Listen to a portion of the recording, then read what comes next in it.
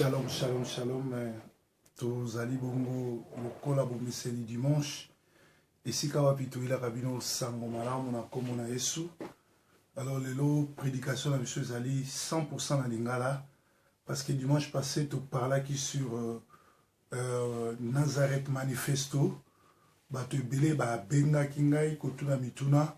pe bato ebele balobaki lokola nobaki na lokoto ya mindele. Na meka koyano nango na lokoto ya lingala po ete bato nyonso bazwa ningisa po eza makambo na motu ya makasi. Omoni tokomi na ntango na suka basali na lokuta baza ebele bakowelela me bakoya na likanisi kaka moko kokosa kodétruire pe komema bana na nzambe na mabunga yango biso ba oyo yaye biso ba oyo tozali aye biso ba oyo ba serviteur ya tango ya suka ndenge babengi na lingala na to na français la moisson mondiale to bilanga na nkolo ya suka na lingala tozo ya kofungola bino miso po ete bokwea na motambo na satana te. Alors tozo ke lokotanga mukanda na nzambe na Luc 4, 16 à 21 ndewe mubange na masolo na biso ezawana totangi na komo na Yesu. Vous allez bon en direct il y a Sentinelle TV ezali chaîne il y a télévision internet où ekambami na messager proverbe 30 pasteur Salomon où yazoko kamba la moisson mondiale na monde na Manchester la moisson mondiale place toza ko sambela na Clayton toza sukunate parce que toyokanite na ba Nigérien.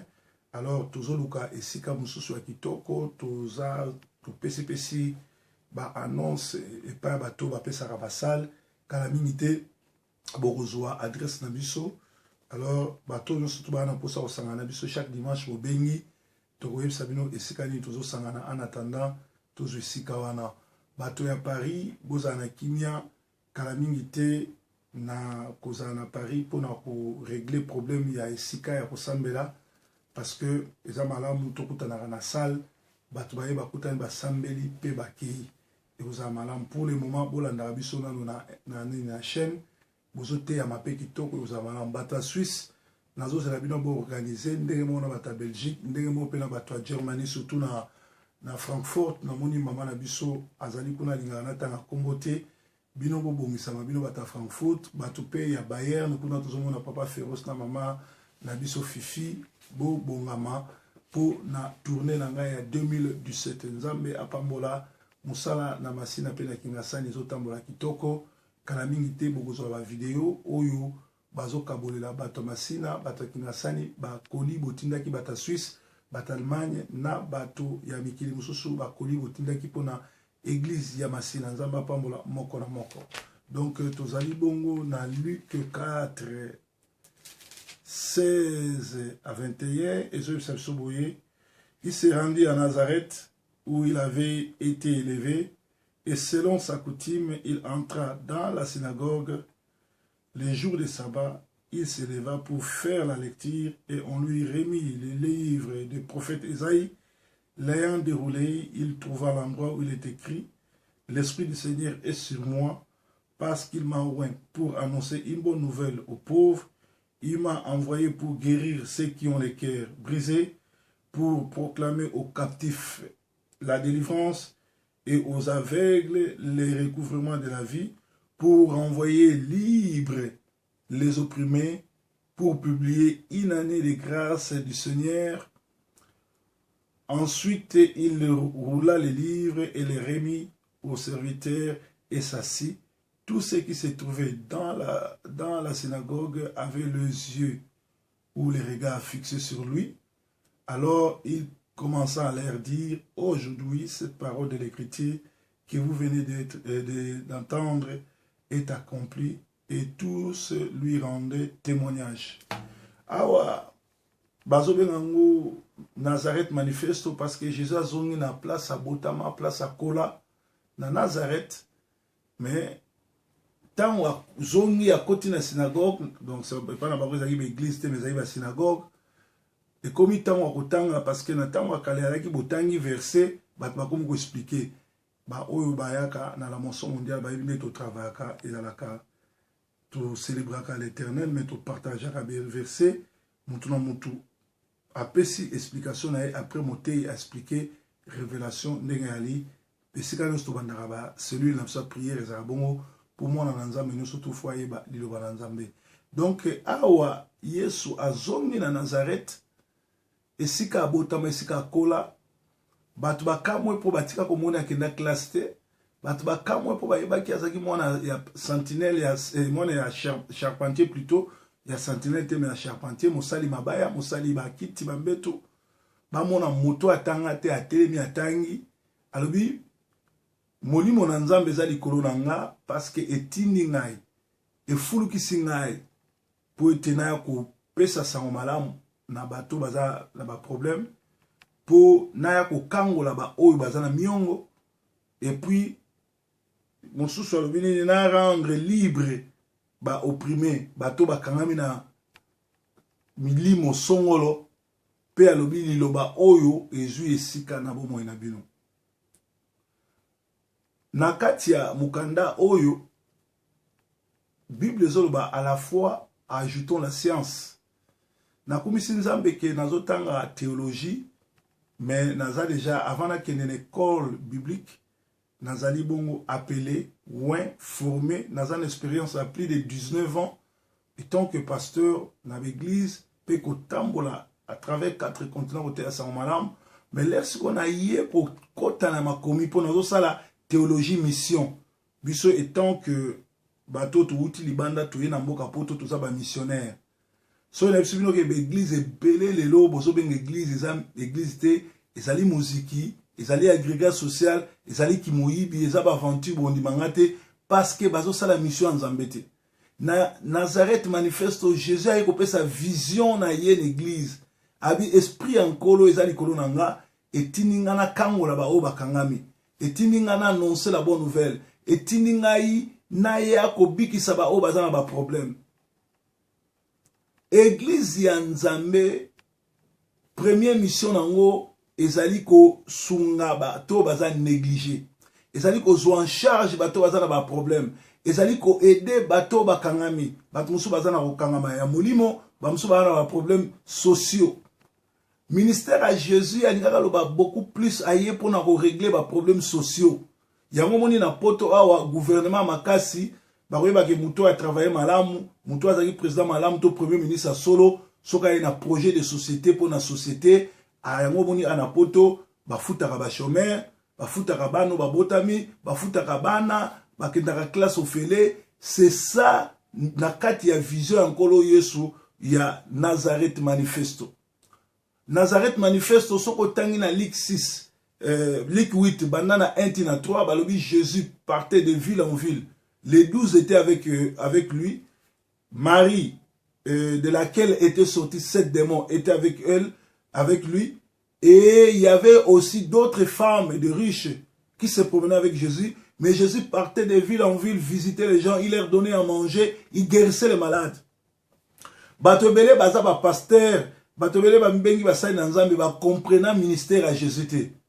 Jésus ayaki na sa mokila tikala ko somba ndako te. Jésus habitait chez Pierre et Pierre habitait avec sa femme et la mère de sa femme, c'est-à-dire famille à Pierre ezaki famille moko ndenge ba famille africaine là parce que de Jésus ba disciple ba toala no surtout au bozotanga na Bible c'était des noirs parce que na ndako à Pierre azakova na mwasi na ye na mama mwasi na ye na bokilo Yesu azakova na ndako à Pierre mais Pierre avana na bokilo na ye bokotanga na Bible ezana sika moko kutu bokilo à Pierre azobela Yesu abikisi ye maman na le rabiki alambi akaboli biloko bale na Yesu. Alors Jésus ministère na ye ezalaki ya ko escroquer batute ya ko luka ko somba ba salte ya ko luka ko somba ba avion te ya ko luka ko lakisa bilamba te ya ko kwesa batute mais ministère na ye ezalaki ko pesa social botanga Bible na utotanga na bino na Luc 8 zela totanga ngo Luc 8 1 à 3 balobi. Ensuite, Jésus allait de ville en ville et de village en village, prêchant et annonçant la bonne nouvelle du royaume de Dieu. Les 12 étaient avec lui et quelques femmes qui avaient été guéries d'esprits malins et de maladies, Marie dite de Magdala, de laquelle étaient sortis 7 démons, Jeanne, femme de Chouja, intendant de Rhodes, Suzanne et plusieurs autres qui l'assistaient avec leurs biens. Jésus azali kotambola na bato bazali ko assister na ba bien na bango. Yango moninga awa na sengaka assistance. Batu baya na biloko, batu baya pesa misolo oyo pongana liate, me poto komisa na mboka na bato oyo ba zali bongo na ba problème. Et bato ba bi musala na nga na sala kango ko aider ba orphelin, ba opprimer, ba veuve, ko fouter la bana ba orphelin, bana ba kufela ba parents. Ba classe pe etaro to somba soki nzamba soki biso to songi Kinshasa bokomona orphelinat monene to kotonga donc ngana na souci na tonga résidence na ngate mais nazana na souci ko tongela bana babola bana na nzambe ba o ba kufela esika kolala esika kolia esika ko éduquer bango donc ministère à Jésus Nazareth manifesto ezali mission mobimba Jésus. Biso to uti Afrique to ye na poto. L'église na biso ya oto yo sa na poto échoué parce que la plupart mindele bazate ezana ba ghetto za ba congolais la plupart lelo peut-être na voyez sabino que l'église vous mezate ezali kaka ba luba basali plan na bango ba luba bayaka basali plan na bango bayaka bazombo basali wa bango bazombo bangala basali wa bango bazo bangala ezali une église na international ti.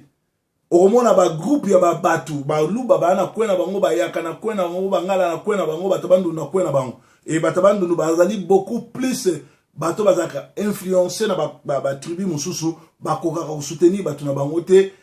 bango mona président ba église batabandu yati donc église net biso to yena ba poto awa église soki bozolanda Nazareth manifesto église faut aider bato bazanga mikanda église faut aider bato bazanga ba problème. Lelo oyo kende na l'église yebisa pasteur na bino ke nazange sika kolala nazana problème avocat mukande toboki bolukelanga avocat bo idenga ba ko bengana yo ba webso que frère Dieu ne donne que ce que Dieu ne fait que multiplier si tu n'as rien Dieu ne te donnera rien nzamba sala kaka multiplication soko za lelo kote nzamba opese lokote mais soko ke pa ba musulman uti ko mapoto lelo communauté ba musulman ba ko sangisa mbongo ba yebi ete bazana tina ba yeba ta assemblée une église nini bazana tina te ba yeba utaka wapi ba yeba sangisi mbongo ba lancer na ba faire mais église ya nkolo ba chrétien soko kelelo ozange sika kolala ba kopesa place kolala te ba kofutelo avocat te ba koidote église comme beaucoup plus sika ba manipulation ba pasteur ebele awa na poto a ba yebi ke ba manipulateur et ba yebi ke église te nga nazo sambela nzambe nazo béni nzambe à travers le monde lelo na ba famille ebele na monde o balandaka Sentinelle TV o bazo croire nanga o na guidaka bango na pesa bango ba conseil na encadrera mabota na bango ba pesa ba dîme na bango bo fond na bango balandaka nga bazali béni par rapport à ba place musu ba kendaka pasteur aza même na temple na bandiminete yazaka na temps pesa mbongo soka ye dimanche asengi bino mbongo ya kosomba sale mbongo ya kosomba sapatu na ye mbongo ya kosomba chaussette na ye ya mwasi na bana vie na bino spirituelle azokipete Jésus azali occupé vie spirituelle na vie sociale bomoni bien awa na Luc 8 balobi mwasi oyo Marie de Magdala azali kolanda Yesu po 7 démons bimaki donc Jésus a délivré qui est pe akomi kolanda ye bien aimé Nazareth manifesto ezali mission à Jésus na kati ya mokili soko ken église oyo bosungaka borphelin te bosungaka ba veuve te toza na poto a ba clochard na anglais babengaka ba homeless bazebele ese aussi omona église na bino esangisi mbongo boke nopesa bato wana libanda balali na sa malili oyo ata café ata ti ubo organiser journée moko ya kolokota ba homeless to ngana zozwa salle na ozwa turo oyo ozala ministère ya mission. Chaque samedi na banoko invité ba homeless nyonso ba clochard ba ya ko lia ko la place wana ko pesa bango bilamba malili ko pesa bango ko changer bango bilamba ko pesa bango ba dira ba blanquette c'est ça le ministère ezate ko toni sa bato mutu songolo azo ya o beni un démoniaque aye osangisi bato bayamba ye bobendi bato bambongo no ministère à Jésus ezali kopesa bato biloko kolia kobondela mpona bato bamalade ebika bato bele bazo tuta tolo basala bamiracle basala et même sont des sorciers bato tu bayebi ke baba ndoki bango moko na kindoki balongoli te bato bayaki na bango poto barefula bango likolo kindoki basisa te bakosisa ba problème non ndeni. Alors Jésus azalaki clair, il partait de ville en ville pour délivrer les gens. Une église qui ne délivre pas, une église qui ne prend pas les négligés, les opprimés en charge, c'est une manipulation. Oh, je bénis Dieu parce que na manipulakate. Nazo sambela nzambe parce que mbongo nyoso bato bapesanga pona babola na sala kango. Nazo sambela nzambe pote na salaire nanga na bandango bandakala na edaka borfelin na edaka opprimé na latsaka ba pasteur na pesaka batu biloko sans pour autant na yeba soko koya lobi ko sambela to ko sambela te. Voilà, tozana kati ya poto, église ya poto faut la missionnaire. Ba pasteur rebelle azana 20 personnes, 30 personnes akanga ba en otage na libanda ba yebiete azape n'impact na vie à batouana te azo manipuler bango. Ngana pesinza me merci parce que dans ce moment monde entier zo landanga naza au moins plus de 5000 familles à travers le monde. Oyo ba kwera nanga, oyo na dirigeaka bango, oyo na pesa bango instruction, oyo naza pasteur na bango, oyo ba pesa ka badim pe baza beni. Mingi na tokuta na bango te tomona na bango te balandanga kaka na internet, babenga kanga to sololaka na gidaka bango, nazo bondela pona bango, bazo bika bazo témoigner. Et pe ba oyo ba soutenaka misolo oyo na tinda kango na Afrique bokomona misala nango. Bible soloba awa balobi il y avait des femmes qui assistaient Jésus. Luc 8 1 à 3. Balobi Suzanne et plusieurs autres qui l'assistaient de leur bien. Bien-aimé, eza malamu ko assister Mosai Nanzamba solo ou azo rendre compte. Eza na ba mama ya Paris, o ba sambela na Paris, bazo ya délégation na musu ba ya awa na kolakisa bango ba western ya ba mbongo ba pesa na église oyo na tinda na Afrique. Ba komona ndenge na travail ba osananga awa ba koyoka ndenge na dirigeaka à travers téléphone. Ndenge na sololana bandimi ya monde entier la mosso mondiale parce que je suis pas un manipulateur bandimi oyo nga ba travers nanga na pesa ba compte rendu ya mbongo na bango na zo sala ngoni. Je suis pas un manipulateur so que l'église pasteur azo pesa no compte rendu ya mbongo bo pesa leta sala ngoni te. C'est un manipulateur faut dans l'église wana. Voilà Nazareth manifesto ezali église faut comme un missionnaire étambola de ville en ville et soit charge na orphelin na opprimé. Ba couple belé lelo oyo ba kendaka na l'église bokanisa baza ba marié ba sila okabona kala bazo banga soni bazana ba problème parce que pasteur so epseli kamwa panzi sam pasteur so epseli kamwa choli bato belé ba yebi même pas que dimanche za mukolo bato ba yaka koyoka maté za ruwa ke bato bambokela te mutalongwe na ndako na aye dimanche oka pasteur abandi ko sosola bato pasteur akomi ko finga pasteur akomi ko kata makamu na cher. Si on a un problème dans notre église, que nous relouquons dans ndako na yi. Si on a dimanche dans l'église, et fongo la Bible, et ça est la révélation. Et ça place à se rendre compte. Alors les oyo, ils ont battu belé bakansa bakenda l'église, nous avons des musique, nous avons des place à manipulation, peu mukola souka boke na li felo parce que bino moko boza aventurier. Une église qui n'est pas missionnaire, une église qui n'aide pas, une église qui ne fait que commander de l'argent pour le bien du pasteur et que les orphelins, les opprimés, les gens, les réfugiés n'ont pas part à ça. C'est une église qui est manipulée, c'est une église qui est envoûtée et ces gens qui sont dans cette église ne seront pas bénis. Jésus, na Nazareth manifesto, a une vision église. Il y a une église, il faut aider les orphelins. Et ça n'a pas tout ba poto sika, ba na drate, ba yebi avocaté, ba yebi ninte, faut aider bango. Ndana sepeli bato ba yebi nga ba yebi na organisaka ba journée l'église kubengisa bata croix rouge bato bazana ba problème mikanda to landela bango mingi bazwa mikanda bien que mingi pe bazwa mikanda ba ka so église te mais biso souci na biso ali ko aider bato église faut aider bato église faut pesa ba solution na ba problème ba bato yango dimanche malam nzambe langa batela bino ezalaki Nazareth manifesto esika monimo na nzambe ezana bino nzamba batela nzamba zana bino. Ceux qui va question zali bobenga na ko répondre ceux qui peut aux angisika resembler na ko pe sur adresse ou ya ko rejoindre biso chaque dimanche de 15h à 17h tous ensemble esika to célébraka nkolo yesu azala mobateli na bino yesu azala na bino yesu abatela bino soki yesu non azongi te tokokutana dimanche prochain bosengeli boyeba ke Nazareth manifesto ezali esika yesu aye koetale vision na ye aye koyebisa bato ke bonzambe ezali kosala bato malamu bonzambe ezali kosokipe na bato baza na bosenga nzambe apambola bino dimanche malamu merci na fidélité na bino tozali bongo na Sentinelle TV esika wapi yesu azalaka nkolo merci.